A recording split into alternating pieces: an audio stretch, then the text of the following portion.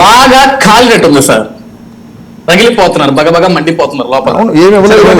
Cross talk దయచేసి వద్దు, మీరు మాట్లాడినప్పుడు ఎవరు మాట్లాడలేదు. వర్మ గారు నేను స్ట్రైట్ గా చెప్తున్నాను సార్, ఇక్కడ నిన్న జరిగిన సభ ప్రజలందరూ స్వచ్ఛందంగా రావటం, రాష్ట్ర వ్యాప్తంగా సంతోషంగా ఉండటం, ఇవన్నీ చూసి కొంతమందికి బాగా కాలిపోయింది, తట్టుకోలేకపోతున్నారు, బగబగా మండిపోతున్నారు, ఏం చేయాలో తెలియదు పాపం.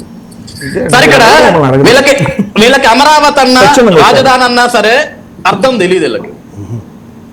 అమరావతిని 5 అక్షరాలను చంపాలని చూశారు కాబట్టి 151 ఐదుని బీకేశారు జనం. ఇంకా మనకి ఇంకా రాలేదు, ఇంకా అక్కడే ఆగిపోయారు వీళ్ళు.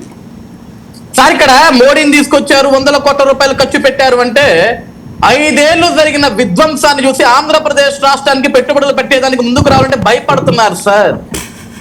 ఎందుకంటే ఒక విధ్వంసకారుడు ఆంధ్రప్రదేశ్ రాష్ట్రంలో ఉండగా ఏ నమ్మకంతో మేము ఆంధ్రప్రదేశ్ రాష్ట్రానికి వచ్చి పరిశ్రమలు పెట్టాలని ఒక భయం కదా. ఈరోజు ఆ భయాన్ని పోగొట్టడానికి ఆంధ్రప్రదేశ్ రాష్ట్రానికి నా సపోర్ట్ ఉంటుంది, నా అండ ఉంటుంది. ఈ దేశ ప్రధానైన నరేంద్ర మోడీ ఆంధ్రప్రదేశ్ రాష్ట్రానికి బ్యాక్ బోన్ గా ఉంటున్నాడు అనే ఒక భరోసాని కల్పించేదానికి నిన్న నరేంద్ర మోడీ గారు ఆంధ్రప్రదేశ్ రాష్ట్రానికి రావడం జరిగింది.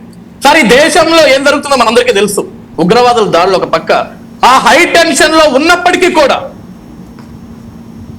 ఆంధ్రప్రదేశ్ రాష్ట్ర రాజధాని అయిన, ప్రజల కలలుగంటున్న రాజధాని అయిన, 5 కోట్ల మంది ప్రజల రాజధాని అయిన అమరావతి పునఃప్రారంభానికి మోడీ గారు రావటం అంటే దాని గురించి కదా సార్ మనం మాట్లాడుకోవాల్సింది. ఈరోజు రకాల పేర్లు ఉచ్చరించడానికి కూడా అసహ్యం వేస్తుంటది. వీళ్ళందరూ ఏంటంటే రగిలిపోతుంటారు. ఏం జరిగింది, ఆ రోజు ఒక చాక్లెట్ ఇచ్చాడు, ఈయనకు ఒక బిస్కెట్ ఇచ్చాడు, వీళ్ళకి చేతగా లేదా, నోరు లేదా, అడగలేకపోయారు, విభజన చట్టంలో హామీలు ఏమైపోయినావి. 5 ఏళ్ళు ఏమడిగారు సార్, ఏమడిగారు సార్, ఏం తెచ్చారు సార్ 5 ఏళ్ళు?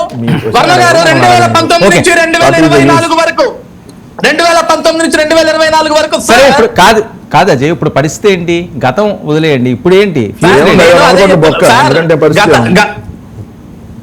సార్ మీరు ఆల్రెడీ ఒకసారి మధ్యలో ఒకరు మాట్లాడితే బాగోదని ఆపుకోమనండి, ఆపుకోకపోతే పోమని చెప్పండి, డోంట్ డిస్టర్బెన్స్. ఎప్పుడు మాట్లాడండి. ఇక్కడ ఒకటి వర్మ గారు, సార్ ఇదిగో ఎవడు ఎన్ని మాట్లాడుకున్నా, ఎంత ఎటకారం చేసినా వీళ్ళకి ఆ ఎటకారం మిగులుతుంది తప్ప రాష్ట్రం గురించి తెలియదు. ఎందుకంటే అసలు ఆంధ్రప్రదేశ్ రాష్ట్రం బ్రతకటం చేతగా తెలియని వ్యక్తులు కదా సార్ వీళ్ళంతా. వీళ్ళకి తెలియదు అమరావతి అన్నా, ప్రాంతం అన్నా. సార్ 5 సంవత్సరాలు ఆంధ్రప్రదేశ్ రాష్ట్రంలో ఆడపడుచులను కన్న తల్లులు లాంటి వాళ్ళందరినీ నడి రోడ్డుకి ఇడిచారు సార్. అందరూ వాళ్ళ తల్లిగారు వాళ్ళ చెల్లిగారు ఉంటే ఆ బాధ వ్యక్తులకు తెలుస్తుంది, వాళ్ళకి తెలియదు కదా. ఈ రోజు ఎంతసేపటికి పాడిందే పాటరా పాసిపల్ల దాసరా అన్నట్లుగా 1,00,000 ఎకరాలు 1,00,000 ఎకరాలు 3 ఎకరాల పంటలు భూమి ఇచ్చిన రైతన్నకు లేదు కదా సార్ నొప్పి. సెంటు భూమి ఇవ్వటం చేత కాదు వీళ్ళకి, వీళ్ళు మాట్లాడుతుంటారు. ఆంధ్రప్రదేశ్ రాష్ట్రంలో వీళ్ళ జగన్ ముఖ్యమంత్రిగా ఉన్నప్పుడు ఇక్కడ బ్రతకటం చేత కాదు వీళ్ళు మాట్లాడుతుంటారు. ఇక్కడ అభివృద్ధి అంటే అర్థం తెలియదు వీళ్ళకి, రాజధాని అంటే అర్థం తెలియదు వీళ్ళకి. ఎంతసేపటికి అవినీతి బూతులు మాట్లాడటం, ఎటకారం చేయటం, అవినీతి చేయటం వీళ్ళ బ్రతుకది. ఇటువంటి వాళ్ళతో డిబేట్లలో కూర్చొని అమరావతి గురించి మాట్లాడితే అమరావతి పరువు కూడా పోతారు సార్. ఈవెన్ ఇంగిత జ్ఞానం లేని వాళ్ళు వీళ్ళంతా.